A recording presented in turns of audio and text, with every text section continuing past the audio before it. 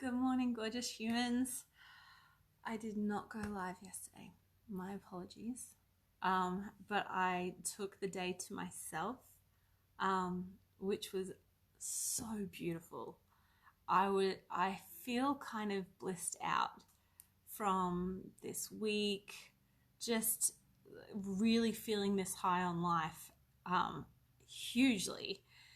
And it's been in a couple of conversations that I've had with some of my friends and beautiful people in my life. And I really just wanted to speak to how we can come into the being of where we want to be before our external world looks the way that we want it to look. What do I mean by that? Oh my gosh. Let me backtrack a little bit. So, I love the saying that pain is inevitable, but suffering is optional. And I don't know who said that, but it is a saying that I absolutely love.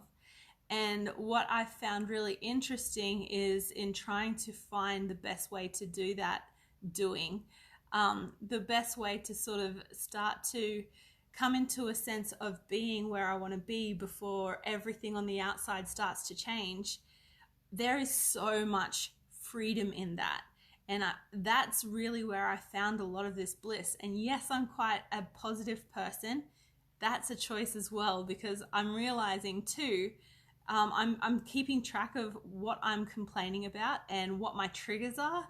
And when you have a look at where your triggers are, that really is like a push in the direction of where your growth is and where your growth should be.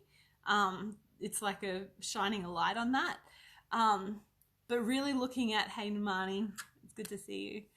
But really looking at what areas you're finding pain in your life or what areas you're choosing to suffer in, repeated patterns that kind of keep on coming back. And just looking where you're, where are you kind of constantly getting triggered and constantly seeing these patterns of upset and suffering and hardness and push and fight and force. Those are really like your illuminated paths to growth. And yes, while right now I'm in a state of absolute bliss and loving life so much. Yes, I took the day off yesterday, but it was one of the most intentional, beautiful days that I've had in such a long time. I switched off a lot of technology. I was on the beach, like I am a bit burnt, but I was on the beach and accessing that bliss while like not everything in my life is perfect, far from it, and that's okay. But really being able to access those feelings of, if everything was the way that I wanted it to look and the plans that I have for my life for the future, what will that version of Katie be feeling like? And tapping into that feeling and really bringing and kind of closing the gaps of the time between there and now and bringing it to now.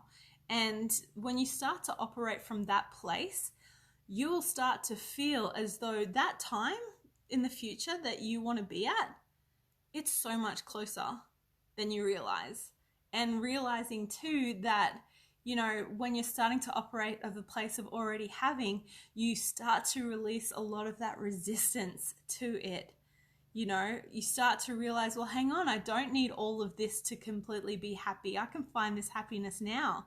And what that does is it further collapses the time that it takes for you to reach the external of what things are going to look like for you. That could be in a relationship, it could be in business, it could be in a career, in study, in parenthood, whatever that looks like. You can kind of start to go, well, how will I be feeling when things are ideal?